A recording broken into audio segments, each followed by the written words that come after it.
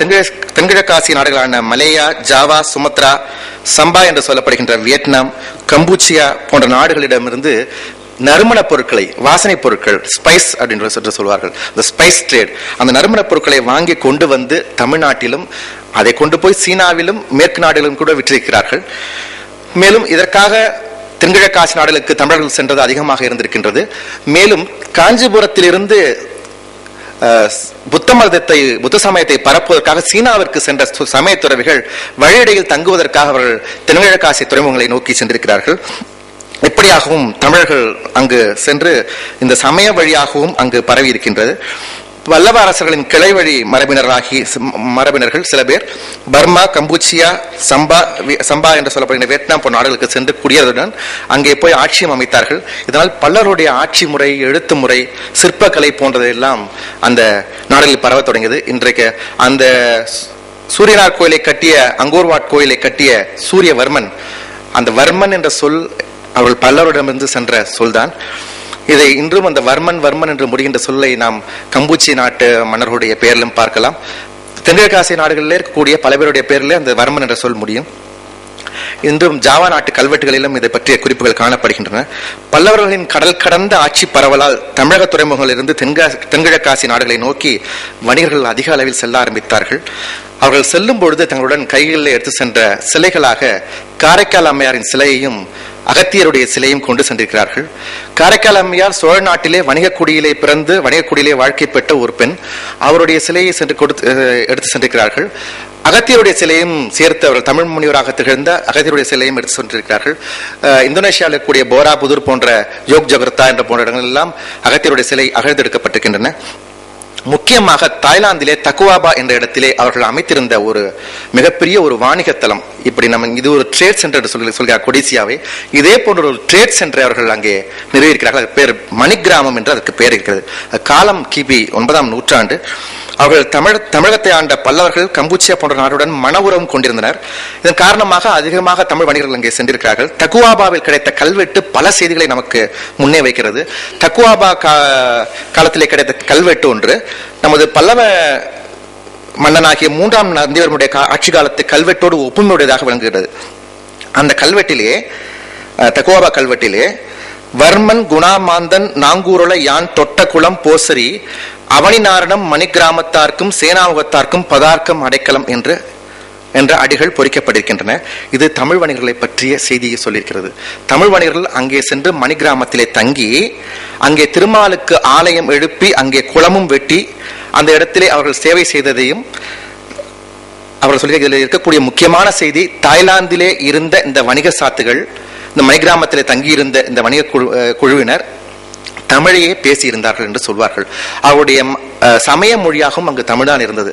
ஏனென்றால் இன்றைக்கும் தாய்லாந்து அரண்மனையிலே முக்கியமான நிகழ்வுகளின் போது பாடப்படுகின்ற தேவாரம், திருப்பாவை, திருவம்பாவை போன்ற பாடலாம் பாடப்படும். இதையே இதற்கு சாட்சியாக சொல்கிறார்கள், சான்றாக சொல்கின்றார்கள். அதற்கு பிறகு சோழ பேரரசு எழுந்த போது தமிழ் வணிகர்கள் அதிகமாக தென்கிழக்கு ஆசிய நாடுகளை நோக்கி செல்ல ஆரம்பித்தார்கள்.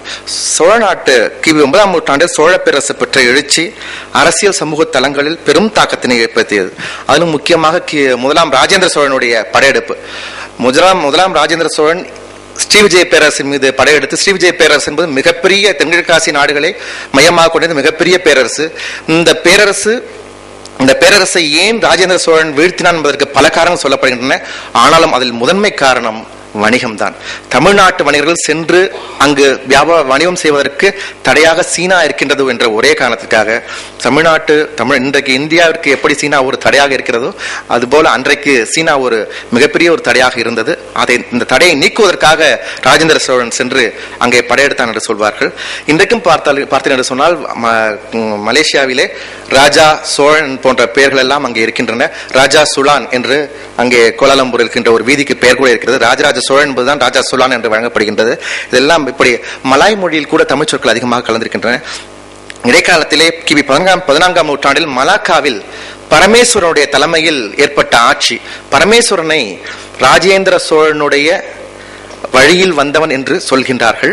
அதற்கு முழுமையான ஆதாரம் இன்னும் கிடைக்கவில்லை. ஆனால் அங்கே அப்படி ஒரு வரலாறு நிலவுகின்றது. அந்த பரமேஸ்வரன் முதலாக தொடங்கிய அந்த மலாக்கா பேரரசு மிகப்பெரிய பேரரசாக இருந்தது. இந்த மலாக்கா துறைமுகப்பட்டினம் உலகத்திலே இருக்கக்கூடிய அத்தனை வணிகர்களையும் தன்னிடத்திலே இருக்கக்கூடியதாக இருந்தது. அந்த துறைமுகத்திலே தமிழ் மிகப்பெரிய செல்வாக்கினை பெற்று திகழ்ந்து சொல்வார்கள். மலாக்கா என்ற சொல்லுக்கே மலர் கூட்டல் கா, மலர் சோலை, மலாக்கா என்று ஆனது என்று கூறுகின்றார்கள். மலாக்கா பேரரசருக்கும் தமிழ் வணிகர்களுக்கும் இடையே மிக சிறந்த ஒரு நட்புறவு விளங்கியது.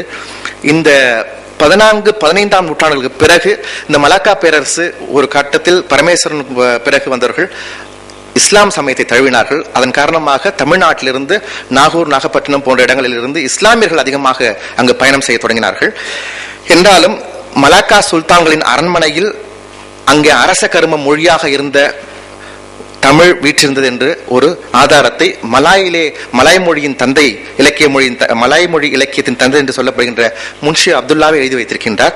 அங்கே அந்த அரண்மனையிலே தமிழ் சொல்லித்தரப்பட்டது. அவருடைய அரச கர்ம மொழியாகவும் கணக்குகளும் தமிழில் எழுதப்பட்டிருந்தன.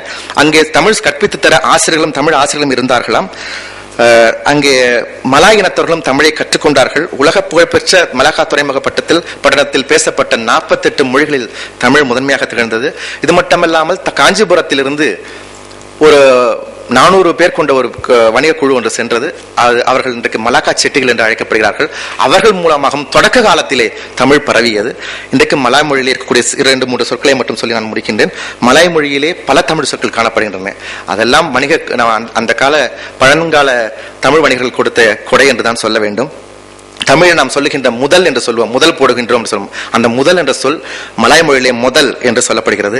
கடை என்று நாம் சொல்லுகின்ற தமிழ்ச்சொல் கெடை என்று அது மலாய் மொழியிலும், கப்பல் என்று நாம் சொல்லுகின்ற தமிழ்ச்சொல் கபால் என்றும், படகு என்று சொல்வது பெரகு என்றும், கிடங்கு என்று சொல்வது கெடங் என்றும், கோயில் என்று சொல்வது குயில் என்றும், குளம் என்று சொல்வது கொளம் என்றும், அம்மா என்பது எம்மா என்றும், அக்கா என்பது கக்கா என்றும், மாமா என்பது மாமாக் என்றும் அந்த மலாய் மொழியில் இது போன்று மாங்காய், மாம்பழம் இதெல்லாம் அங்கே அப்படியே தமிழ் சொற்கள் அங்கே இன்றைக்கு மலாய் மொழியிலே காணலாம்.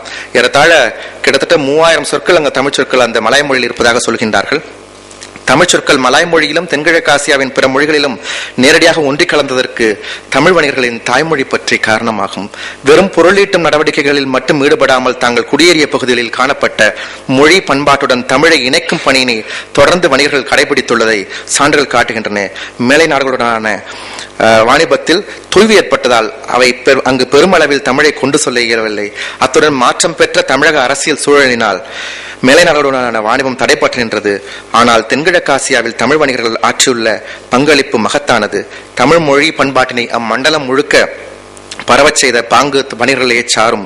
இன்றும் தென்கிழக்கு ஆசிய நாகரிகத்தில் தமிழ் மொழி பண்பாடு தன் ஆளுமையை செலுத்தி வருகிறது என்று சொன்னால் அதற்கு தமிழ் வணிகர்களின் பங்களிப்பே முதன்மை காரணம் என்று சொல்லலாம். நன்றி, வணக்கம்.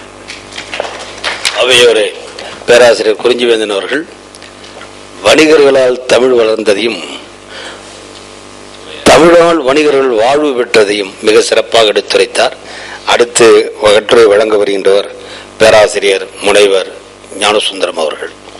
அவர்கள் நம்முடைய அண்ணாமலை பல்கலைக்கழகத்திலே 3 பேரும் வீரர்களாக திகழ்ந்த doctor Rangan, doctor Porko, doctor Gnanasundaram போன்றவர்கள் அந்த ட்ரைபிள் பில்லர்ஸ் ஆஃப் அண்ணாமலை என்று சொல்லுவோம். அவரில் ஒருவர் ஞானசுந்தரம். மைசூரிலே சென்ட்ரல் இன்ஸ்டிடியூட்டிலே பல ஆண்டுகள் பணியாற்றியவர். அவர்கள் இப்பொழுது அவருடைய கட்டுரையும் த டயலெக்ட் ஏரியாஸ் தொண்டைமண்டலம் என்ற கட்டுரையும் அவருடைய நண்பர் பெரியாழ்வார் அவர்களோடு சேர்ந்து எழுதிய 2வது கட்டுரையும் சேர்த்தே வழங்குமாறு பணிவோடு வேண்டுகிறேன். இந்த அமர்வின் அவைத்தலைவர் பேராசிரியர் எனது கெழுதகை